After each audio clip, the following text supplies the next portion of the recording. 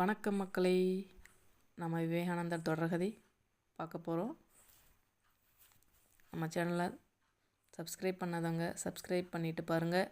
கூட இருக்கிற பெல் பட்டனை ப்ரெஸ் பண்ணுங்கள். அப்போ தான் நான் போடுற வீடியோ நோட்டிஃபிகேஷன் உங்களுக்கு வந்துகிட்டே இருக்கும். நம்ம விவேகானந்தர் தொடர்கதை பார்க்க போகிறோம். இப்போ விவேகானந்தர் மைசூருக்கு போகிறாரு.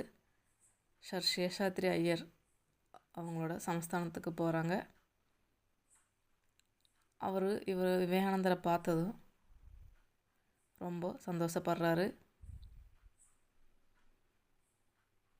இவர் பார்த்ததும் வரவேற்கிறாரு. வரவேற்றது மட்டும் இல்லாமல் தன்னோட இடத்துல தங்குமாறு அனுமதி கேட்குறாரு.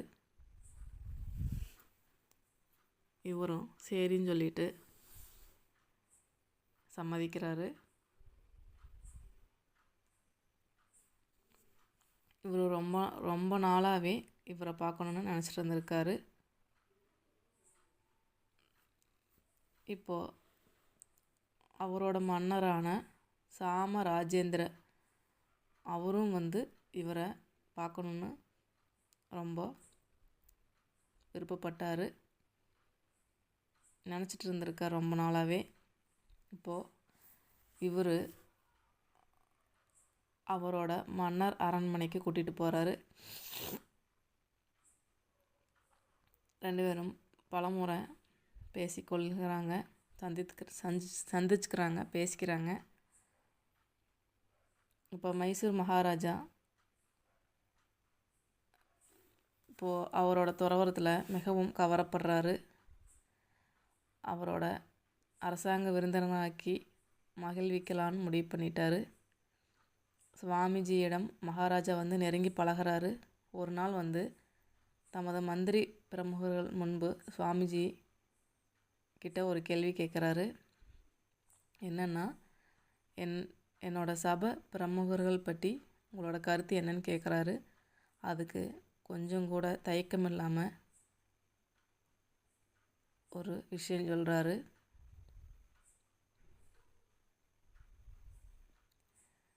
மகாராஜா, துரதிர்ஷ்டவசமாக எல்லா ராஜசபையினரும் எப்படி இருக்கிறார்களோ அப்படியே தான் உங்கள் சபையினரும் இருக்கிறார்கள் அப்படின்னு சொல்கிறாரு. தயக்கமே இல்லாமல் உண்மையை உடச்சிடுறாரு. அரசருக்கு ஜால்ரா போடும் கேவல நிலையை சுவாமிஜி நறுக்குன்னு தெரிவிக்கிறாரு. எல்லா அரண்மனையிலும் எப்படி இருப்பாங்களோ அது மாதிரி தான் உங்களோட அரண்மனையிலையும் இருக்காங்க உங்களோட பிரமுகர்கள் அப்படின்னு சொல்லிடுறாரு. அதை கேட்டதோ இவருக்கு ரொம்ப கஷ்டமாயிருது. என்ன உண்மை இப்படி சொல்கிறாரே அப்படின்னு சொல்லிட்டு அவரோட பிரமுகர்களும் மூஞ்சியில் ஈயாடல, அப்படியே உறைஞ்சி போய் நிற்கிறாங்க. உண்மை சொல்லிட்டாரு அப்படின்ட்டு. மன்னர் அப்படியே வேறு விஷயத்தை மாற்றிட்டாரு. வேறு பேச்சுகள் ஆரம்பிக்கிறாரு பேசுகிறதுக்கு. அவர் தனிமையில் இருக்கும்போது கேட்குறாரு மன்னர் சுவாமிஜி கிட்ட,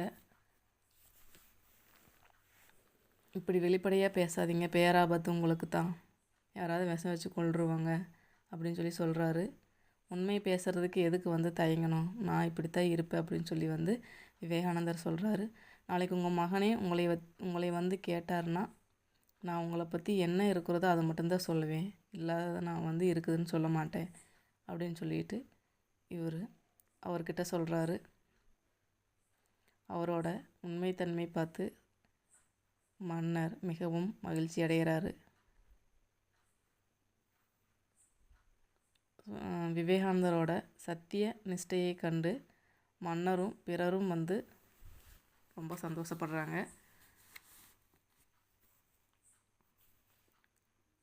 இப்போது ஒரு ஊரில் விவேகானந்தர் 3 தினங்களாக எதுவுமே சாப்பிடாம வர்ற எல்லாத்துக்குமே எல்லார்கிட்டையும் பேசிக்கிட்டு இருக்காரு. ஒரு செருப்பு தைக்கிற தொழிலாளி அதை பார்த்துட்டே இருக்கார். அவர் நினைக்கிறாரு, 3 நாளாக இவர் தொடர்ந்து உபதேசம் பண்ணிகிட்டே இருக்கார், எதுவுமே சாப்பிடலையே, இவருக்கு பசிக்காதா அப்படிங்கிற ஒரு சிந்தனை அவருக்கு வருது. அப்படியே மனசில் கொதிச்சிட்ருக்கு. இதை போய் கேட்கலாமா வேணாமா அப்படிங்கிற யோசனையாகவே அவருக்கு இருக்குது. இப்போது சுவாமிஜி கேத்ரி சமஸ்தானத்தில் இருக்கார். அங்கே தான் அந்த செருப்பு தைக்கிற தொழிலாளியும் இருக்கார். ஏகப்பட்ட கூட்டம் அவரை சுற்றி இருக்குது. விவேகானந்தரை சுற்றி அவரை தரிசிக்க எல்லோருமே வந்திருக்காங்க. அப்போது செருப்பு தைக்கிற தொழிலாளி அவரோட பசியை நினைக்கிறாரு. அப்போ அவர்கிட்ட போகிறாரு. அவர்கிட்ட கேட்குறாரு. விவேகானந்தர்கிட்ட அந்த தொழிலாளி செருப்பு தைக்கிற தொழிலாளி கேட்குறாரு, 3 நாளாக தொடர்ந்து உபதேசம் செஞ்சுட்டே இருக்கீங்களே, உங்களுக்கு பசிக்காதா அப்படின்னு சொல்லி கேட்குறாரு. அவர் நினச்சிக்கிறாரு விவேகானந்தர், ஆண்டவன் நமது தேவையை அறிஞ்சு உதவுறாரு அப்படின்னு சொல்லி நினச்சிக்கிறாரு. நீ சாப்பிட ஏதாவது கொடுப்பியா எனக்கு அப்படின்னு சொல்லி கேட்குறாரு அந்த தொழிலாளிக்கிட்ட. அவனுக்கு அப்படியே நடுங்கிருச்சு. நான் கீழ் ஜாதிக்காரன், என் கையால் சாப்பிட்டா அது பாவம், நீங்கள் நான் சுட்டதை நீங்கள் எப்படி சாப்பிட முடியும் அப்படின்னு சொல்லி கேட்குறான். நான் வேணால் மற்ற சமையல் ஜாமானமெல்லாம் வாங்கிட்டு வரேன், நீங்கள் சமைச்சு சாப்பிடுங்க அப்படின்னு சொல்லி சொல்கிறான். சுவாமிஜி சந்நியாச விதிப்படி அக்னிகாரியம் எதுவுமே செய்யக்கூடாது, அதனால் நீ சுட்டதே எனக்கு கொடு அப்படின்னு சொல்லி அவர் சொல்கிறாரு. அவர் ரொம்ப பயப்படுறார் அந்த தொழிலாளி.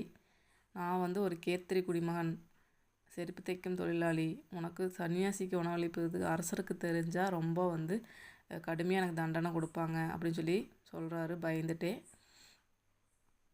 நீ பயப்பட வேண்டாம், ராஜா உன்னை ஒன்றும் செய்ய மாட்டார் அப்படின்னு ஆறுதல் சொல்லிவிட்டு அவர்கிட்ட இருந்து வாங்கி சாப்பிட்றாரு.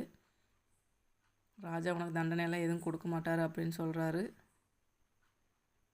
அப்போது அந்த உணவை வாங்கி சாப்பிட்றாரு விவேகானந்தர். அவருக்கு அது ரொம்ப பிடிச்சிருந்துச்சு. அது ஒரு அமிர்தமாக அவருக்கு இருந்துச்சு. ஏழையின் அன்பில் அவர் தன்னையே மறந்துட்டார். நன்றியோட கண்ணீர் பெருகுது அவரோட கண்களில். ஏழைகளோட குடிசைகள் இது போன்ற எத்தனையோ பரந்த இதயங்கள் இருக்கிறத கண்டு மெய் சிலிக்கிறாரு.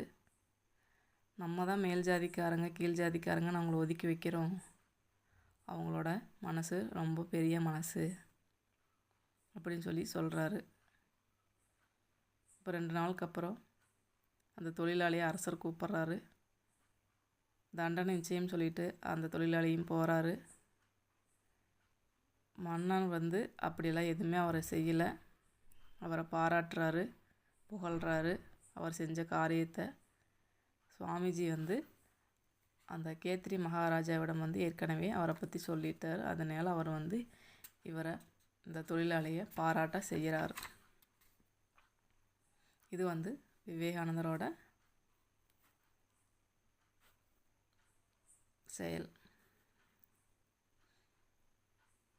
இப்போது விவேகானந்தர் ஆன்மீக பிரச்சாரத்துக்காக சீனா செல்கிறாரு. கப்பல் மூலமாக பயணம் செஞ்சு சீன தேசத்தை அடையிறாரு. அப்போது சீன ஆலயங்களில் அந்நியரை அனுமதிக்க மாட்டாங்க. இப்போ அது தெரிஞ்சும் சுவாமிஜி விவேகானந்தர் ஒரு ஆலயத்தில் பலவந்தமாக போகிறாரு. இப்போ பிற சமையல் இவர் எதுக்கு அதுக்குள்ளே போகிறாருன்னா, அந்த சமயத்தில் எப்படியெல்லாம் இருக்குது அப்படிங்கிற தெரிஞ்சுக்கிற போகிறாரு. உடனே அங்கேருந்து 2-3 சீன காவலாளிகள் கைத்தறியுடன் வர்றாரு. அப்படியே பரபரப்பாக வர்றாங்க. இப்போ அவர் கூட இருந்த காவலாளிகள்லாம் அவரை அடிச்சிடுவாங்க அப்படின்னு சொல்லி ஓடுறாங்க பயந்துட்டு. எல்லாரும் ஓடுவதை இவர் பார்க்குறாரு. கடைசியில் அவரோட வந்திருந்த மொழிபெயர்ப்பாளரும் ஓட தயாராகிறாரு. அப்புறம் அவரை நிறுத்தி, ஐயா, யோகியை சீன மொழியில் எவ்வாறு அழைக்கிறார்கள் என்பதை கூறிவிட்டு செல்கள் அப்படின்னு சொல்லி சொல்கிறாரு. அந்த மொழிபெயர்ப்பாளரும் என்ன செய்கிறார், அவசர அவசரமாக ஒரு சில வார்த்தையை சீன வார்த்தையை சொல்லிவிட்டு ஓடுறாரு. அவர் அதை கேட்டுட்டு உரத்த குரலில் சொல்கிறாரு, நான் இந்தியாவிலேருந்து வந்துள்ள யோகி என்று கூறுறாரு.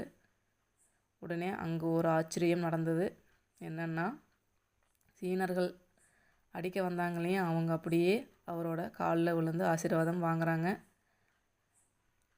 சுவாமிஜி அவரை அன்பொழுக பார்க்குறாரு. மந்திர தாயத்துடன் வேண்டும் அப்படின்னு சொல்லி கேட்குறாங்க. மந்திர தாயத்து வேணும் அப்படின்னு சொல்லி கேட்குறாரு அந்த சீனர்கள், சீன காவலாளிகள். சைகையிலேயே சொல்கிறாங்க. சுவாமிஜி சற்று யோசிக்கிறாரு. அப்புறம் தன்னோட சட்டப்பையிலேருந்து ஒரு தாளை எடுக்கிறாரு. அதில் பல துண்டுகளாக்குறாரு அந்த தாளை. அதில் ஓம் அப்படின்னு சொல்லி எழுதி அவங்க எல்லாத்துக்குமே கொடுக்குறாங்க. கேட்ட எல்லாத்துக்கும் கொடுக்குறாங்க. இப்போது சுவாமிஜியை மிகுந்த மரியாதையுடன் வந்து அந்த தொண்டர்கள் வந்து நடத்துகிறாங்க. இப்போ கோயிலுக்குள்ளே கூட்டிகிட்டு போய் எல்லாத்தையுமே அவங்களுக்கு சுற்றி காட்டிகிட்ருக்காங்க. இது வந்து விவேகானந்தரோட செயல். அடுத்தது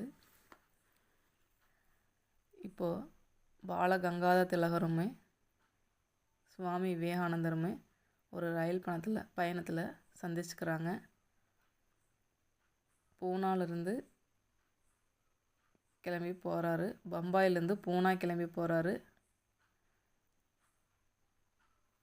அவரை வழி அனுப்புறதுக்காக விக்டோரியா டெர்மினஸ்க்கு வந்து பலரும் வந்திருக்கிறாங்க.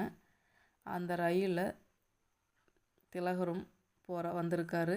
2 பேருமே பேசிக்கிறாங்க, அறிமுகமாகிக்கிறாங்க. இப்போ சுவாமிஜி கேட்குறாரு, திலகர் என்னோடய வீட்டில் வந்து தங்கி கொஞ்ச நாள் இருங்க அப்படின்னு சொல்லி கேட்குறாரு. அதுக்கு விவேகானந்தரும் சரின்னு சொல்கிறாரு. இவங்க வந்து 2 பேருமே மாற்று கருத்தாளர்கள். இவரை வந்து தேசியத்தை ஏற்காதவர் விவேகானந்தர், தெய்வீகத்தை ஏற்பவர். அதே வந்து திலகர் வந்து தெய்வீகத்தை மறந்த தேசியம் பயனற்றது அப்படின்று வாழ்ந்தவர் தான் திலகர். இப்படி ரெண்டு துருவங்களும் சந்திச்சுக்கிறாங்க. வீட்டுக்கு போகிறாங்க, தங்குறாங்க. 1 வாரத்துக்கு மேலாகுது. அப்போது திலகர் வந்து உங்களோட பெயர் என்ன அப்படின்னு சொல்லி கேட்குறாரு. நான் ஒரு சன்னியாசி, அவ்வளவுதான் அப்படின்னு மட்டும் சொல்கிறாரு. சுவாமிஜி வந்து அத்வைத சாஸ்திரம் பற்றி அவரது வீட்டில் அவ்வப்போது பேசிகிட்டே இருக்காங்க. இப்போ 2 பேருமே ஹீராபாக்கில் நடக்கிற தக்கான சங்கத்தில் வந்து ஒரு கூட்டம் நடைபெறுது. அதுக்கு 2 பேரும் போய் கலந்துக்கிறாங்க. அப்போ வந்து காசிநாத் கோவிந்தநாதர் அற்புதமான வேதாந்த பிரச்சாரம் செய்கிறாரு. வேதாந்தத்தை பற்றி பிரச்சாரம் செய்கிறாரு. எல்லாருமே அதை பாராட்டுறாங்க, திலகர் முதற்கொண்டு. ஆனால் சுவாமிஜி மட்டும் எழுந்து நின்று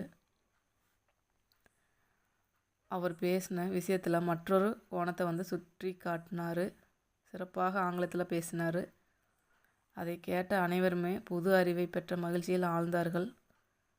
இப்போது அந்த இடத்த விட்டு 2 பேருமே கிளம்புறாங்க. பூனாவை விட்டு 2 பேருமே கிளம்புறாங்க. இப்போது 2-3 ஆண்டுகளுக்கு பிறகு சுவாமிஜி வந்து சிக்காகோ சர்வ சமய பேரவையின் மூலம் பெரும் புகழ் பெறுகிறார். அவரோட புகழ் வந்து உலகெங்கும் பரவுது. பல செய்தித்தாள்கள் வந்து புகைப்படமெல்லாம் வெளியாகுது. அந்த புகைப்படத்தை பார்த்த திலகர் வந்து இதில் இருப்பவர் தான் என்னோடய வீட்டில் தங்கியிருந்தார், இவர் ஒரு வங்காள துறவி அப்படின்னு சொல்லி சொல்கிறாரு. உடனே அந்த சுவாமிஜிக்கு ஒரு கடிதம் எழுப்புறாரு. சுவாமிஜியும் பதிலுக்கு திருப்பி கடிதம் எழுதுகிறாரு. சில மாதங்களுக்கு பிறகு கொல்கத்தாவில் நடந்த காங்கிரஸ் மாநாட்டுக்கு செல்கிறாரு திலகர். அவர் வந்து பேலூர் மடத்துக்கு சென்றப்போ சுவாமிஜி வந்து அவருடைய இன்முகத்தோடு வரவேற்கிறாரு. இருவரும் சேர்ந்து சிற்றுண்டி வந்து சாப்பிட்றாங்க. இப்படி வந்து அவங்களோட சந்திப்பு தொடங்குச்சு. 2 பேருமே ஃப்ரெண்ட்ஸ் ஆகிக்கிட்டாங்க. இப்போது துறவும் தொண்டுமே நம் லட்சியம் அப்படின்னு சொல்லி சுவாமிஜி சொல்கிறாரு. பாரதத்தின் உச்சியான இமயமலையையும் தென்கோடியான கன்னியாகுமரியையும் தனது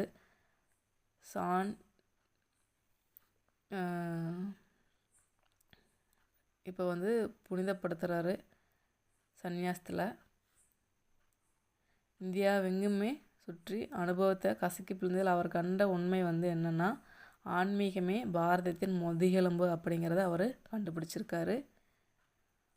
அப்படிப்பட்ட பேருண்மை நம்ம நாட்டின் மையமாக இருந்தாலும் மக்களிடையே என்ன நடக்குது, எல்லா நிலைகளையும் ஏன் இத்தனை பூசல்கள், வேற்றுமைகள், ஆரவாரங்கள், கொந்தளிப்புகள் அப்படிங்கிற அவர் சிந்திக்கிறாரு.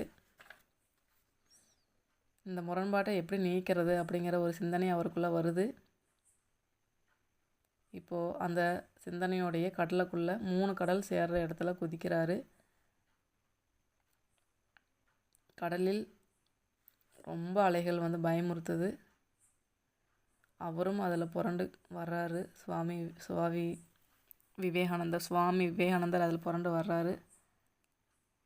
அவருக்கு வெளியில் மட்டும் இல்லை, உள்ளத்திலும் அப்படி ஆயிரம் அலைகள் வந்து அடிச்சுட்டு போகுது. நம்ம நாட்டின் பிரச்சனைகள் அப்படி இருந்திருக்கு. அவருக்கு நம்ம நாட்டை பற்றி சிந்தனை அதிகமாயிருச்சு. நினச்சி திக்குமுக்காட செய்து அவரைய ஒரு அந்த கடலில் இறங்கி நீந்திக்கிட்டே ஒரு பாறையில் வந்து உட்கார்றாரு. அவரோட மனக்கண் முன்பு என்ன வருதுன்னா, பாரத பாரம்பரியம் வருது. வரலாற்றின் எழுச்சியும் வீழ்ச்சியும் ஒவ்வொன்றாக தோன்றுது.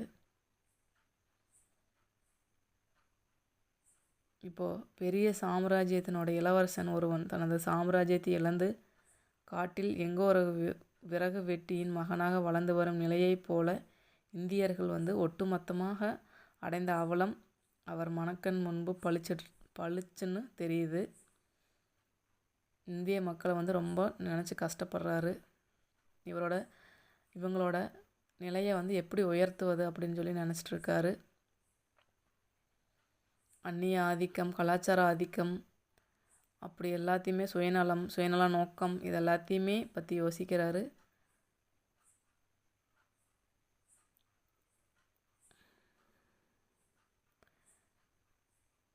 இப்போது சுவாமிஜி எல்லாத்தையுமே நினச்சி தியானத்தில் தெய்வத்தோடு ஒத்து போயிட்டார். அப்போது அவருக்கு ஒரு உண்மை புலப்படுது. அது என்னன்னா, இந்தியாவில் எல்லா பிரச்சனைகளும் ஆன்மீகம்தான் ஒரே தீர்வு அப்படின்னு அவர் முடிவு எடுக்கிறாரு. அவர்னால மட்டும் இது செய்ய முடியாது. அதனால் என்ன செய்கிறாருன்னா, சில இளைஞர்களாவது திரட்டலாம் அப்படின்னு சொல்லி அவர் நினைக்கிறாரு. அதன் மூலிமா இந்தியாவில் ஆன்மீகத்தை வளர்க்க முடியும் அப்படின்னு நினைக்கிறாரு விவேகானந்தர்.